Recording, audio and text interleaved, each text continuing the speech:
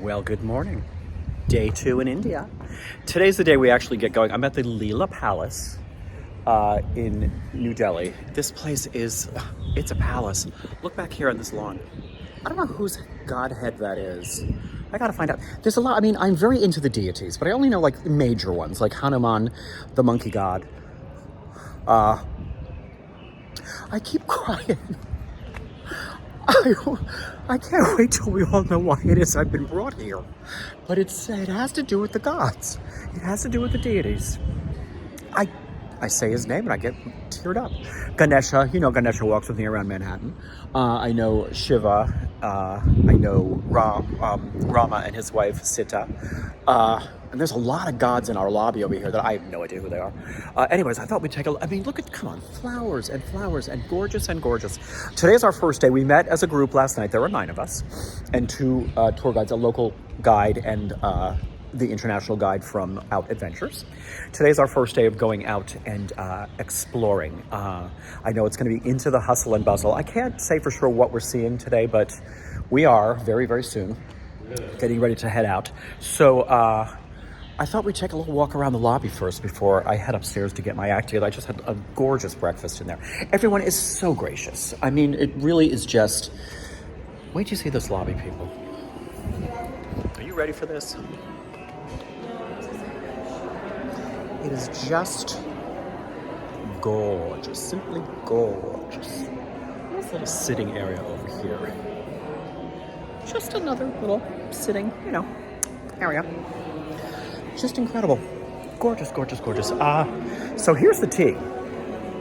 My word.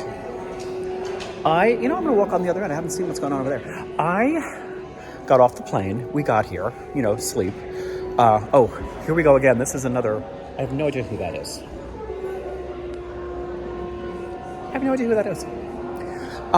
Anyway, got off the plane, got here, went to sleep, woke up fucking sick.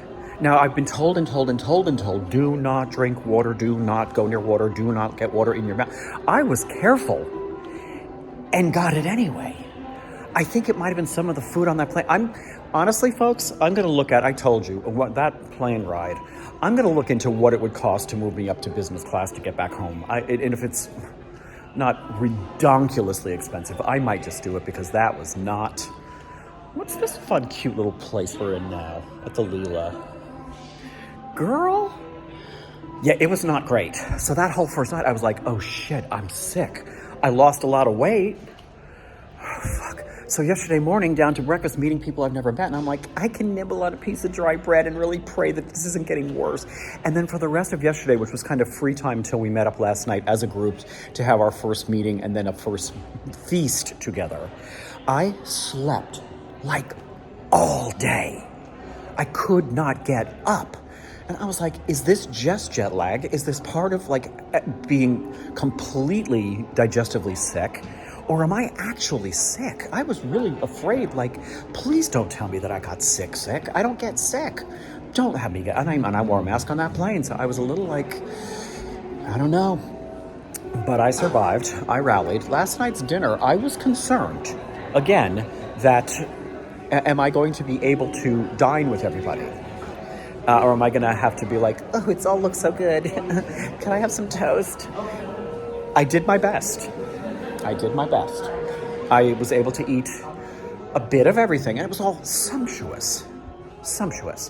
And it was great, and to meet the group and everybody, so it was really kind of great. Get this. Oh, wait, first of all, look who I found.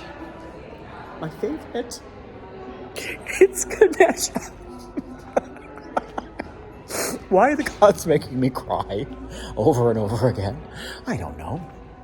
Anyway, somebody else in my group, I mentioned, because when we go around the table, tell us about yourself. I will always first and foremost say that, oh my God, look at this hallway. Girl. I will first and foremost say I am sober over 20 years. I just think it's important to put that out there. And just to say, you can have mine. I have no problem with people that drink. Go ahead. But as a result, it led to some conversation. It turns out one other person with us is sober. We're going to try to go to a live meeting in New Delhi tonight after we're done with our activities. How crazy is that? God is good, taking care of me. So we'll see if that pans out, but we're gonna give it a shot. All right, anyways, I'm gonna go upstairs and get my shit together to get out for our first day of venturing, and more later. Okay, namaste. Greetings from Humayan's tomb, y'all. Not the Taj Mahal. This is Humayan's tomb. There's a lot of story, and I'm not gonna give it to you. Look it up. This is the other side. Just insane. Just insane.